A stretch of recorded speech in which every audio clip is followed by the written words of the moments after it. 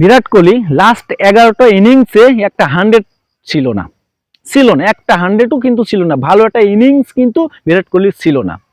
এইটা নিয়ে অনেক বিতর্ক, আর বিতর্ক হবে এটা একদমই স্বাভাবিক, একদমই স্বাভাবিক, কারণ ইন্ডিয়ার পরিস্থিতি খুব একটা ভালোও না।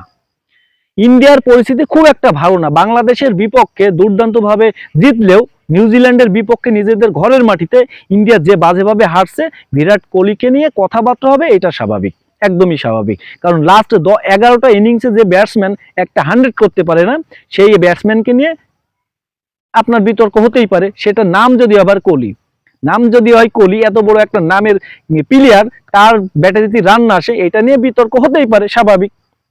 কিন্তু ইন্ডিয়া যে স্বপ্নটা অস্ট্রেলিয়ার বিপক্ষে দেখেছে, 4-1 ব্যবধানে সিরিজ জিততে হবে, সেই অস্ট্রেলিয়ায় যায়ও কিন্তু প্রথম ইনিংসে বিরাট কোহলি কিন্তু 5 রান করেছে, মানে খুবই লজ্জাজনক।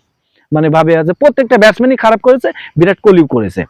তো বিরাট কোহলি যখনই দল এই অবস্থা, দলের এই পরিস্থিতি, তখনই কিন্তু বিরাট কোহলি একটা দুর্দান্ত একটা ইনিংস কিন্তু খেলে দিয়েছে। তো এইটা হচ্ছে বড় প্লেয়ার, আসলে দুর্নাম হবে ভাই, খেলা ভালো খেললে সুনাম হবে, খারাপ খেললে দুর্নাম হবে, এটাই স্বাভাবিক। আসলে যারা ভক্ত আছে তারা তো খারাপ খেললে আসলে কষ্ট পায়, এটা হচ্ছে একদমই স্বাভাবিক। ভালো খেলে আনন্দ করে, এইটা তো করবেই, যারা ভক্ত আছে ভালোবাসে তারা তো করবেই। কিন্তু বিরাট কোহলি তো রানের দরকার ছিল, যে সমস্যায় ছিল, যে ইমার্জেন্সি একটা কাপ, যে মনে করেন যে খুবই গুরুত্বপূর্ণ একটা কাপ, যে এই কাপে 4-1 ব্যবধানে অস্ট্রেলিয়াকে হারাতে হবে, তখন যদি ইন্ডিয়ার সেরা ব্যাটসম্যান বিরাট কোহলি সে যদি রান না করে, তো এইটা তো নিশ্চিত হার হয়ে যাবে। তো তখনই কিন্তু বিরাট কোহলি একটা দুর্দান্ত একটা ইনিংস খেলে দিল। এখন কিন্তু যে পরিস্থিতিতে আছে, এই শুধু সময়ের ব্যবধান প্রথম টেস্টটা জেতার জন্য।